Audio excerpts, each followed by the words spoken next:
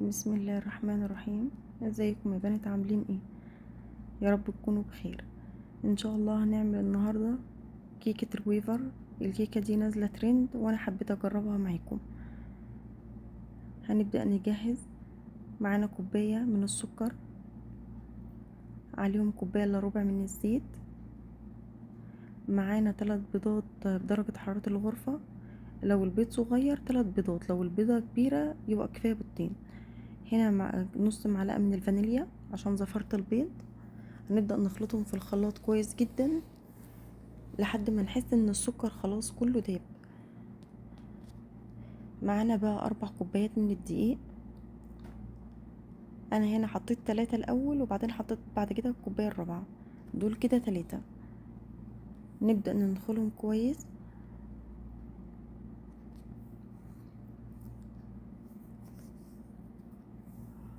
هضيف بقى الكوبايه الرابعه.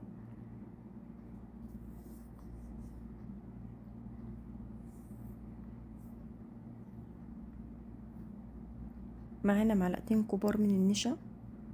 كل المكونات الجافه يا بنات انا هنخلها. ومعانا معلقه من بيكنج باودر.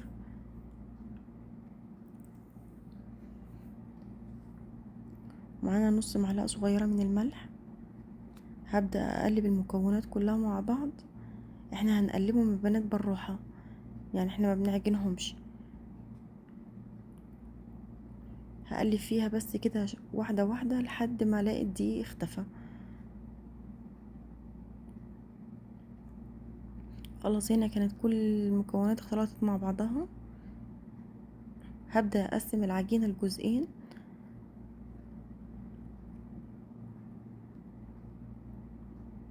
جزء هحط عليه معلقة كاكاو كبير، والجزء التاني هحط عليه معلقة دقيق، ونبدأ نقلبهم كويس مع بعض.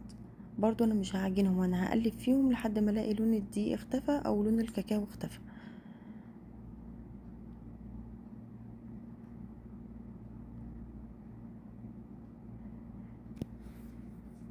شايفين هنا شكلها ولونها بقى عامل ازاي؟ العجينة طرية وجميلة.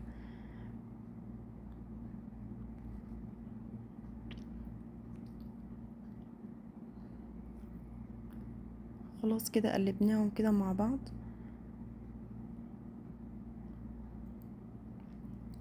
هبدأ اجيب المفرش بتاعي. هنا انا دهنته يا دوبك معلقة زيت صغيرة خالص، دهنت كده المفرش بيه. هبدأ بقى اجيب العجينة البيضة الاول افردها.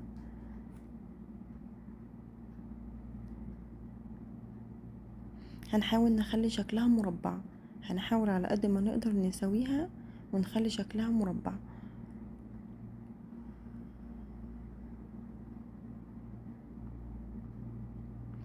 هنا بحاول اساوي اطرافها على قد ما اقدر.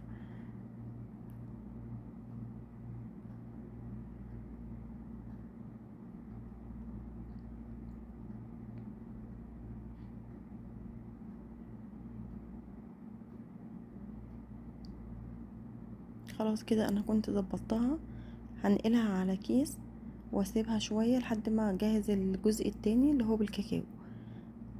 برضو هبدأ افرد فيه، احاول اسويه ويكون نفس الحجم وبرضو يكون شكله مربع. نحاول على قد ما نقدر نظبط فيها بحيث ان نخليها مربعة.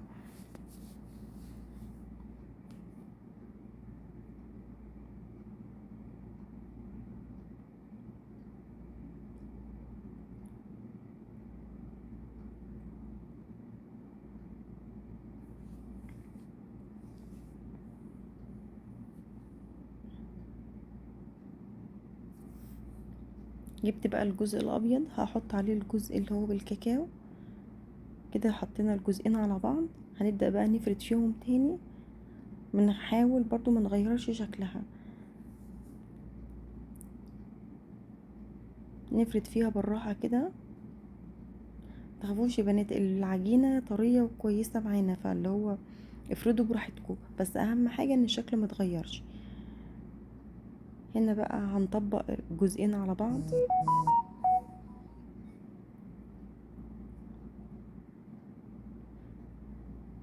هنعملها 4 تطبيقات. هنعمل العجينة دي 4 تطبيقات، وكل مرة هنفضل نفرد فيها بردك ما نغيرش من شكلها، نخلي شكلها تكون مربعة.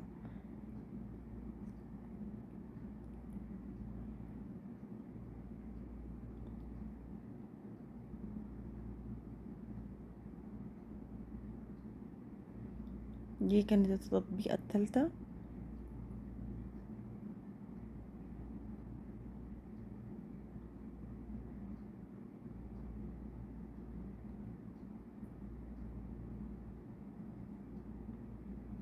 انا كنت طبقت تطبيقة رابعة بس مصورتهاش.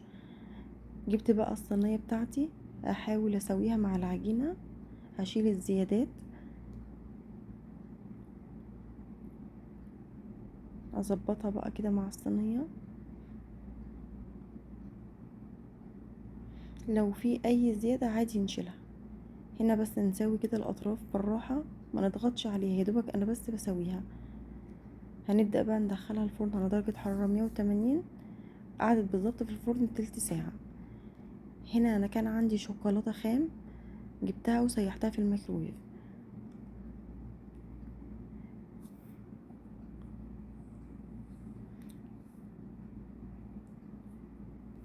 الكيك بقى كان استوى خلاص، هنبدأ نحط عليه صوص الشوكولاتة.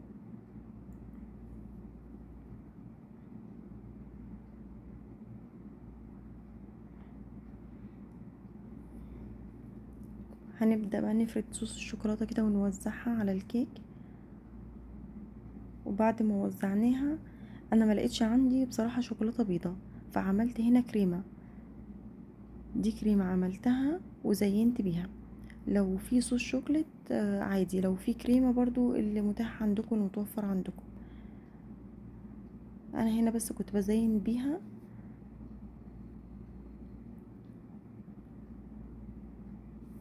وبعدين بقى هجيب عصاية الشيش طاووق، نبدأ بقى نرسم فيها الرسمة الحلوة دي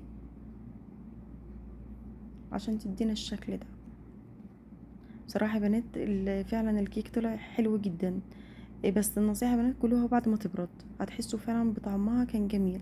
ولا هي بسكوت ولا هو كيك، يعني حاجة كده فعلا كانت روعة.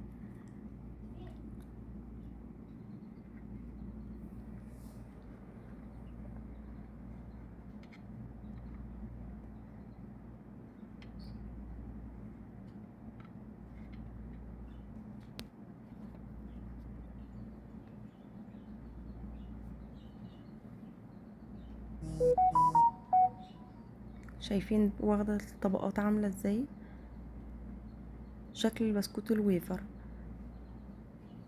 على اسمها. اذا عجبكم الفيديو ما تنسوش تضغطوا لايك واشتراك وتفعلوا زر الجرس. نشوفكم في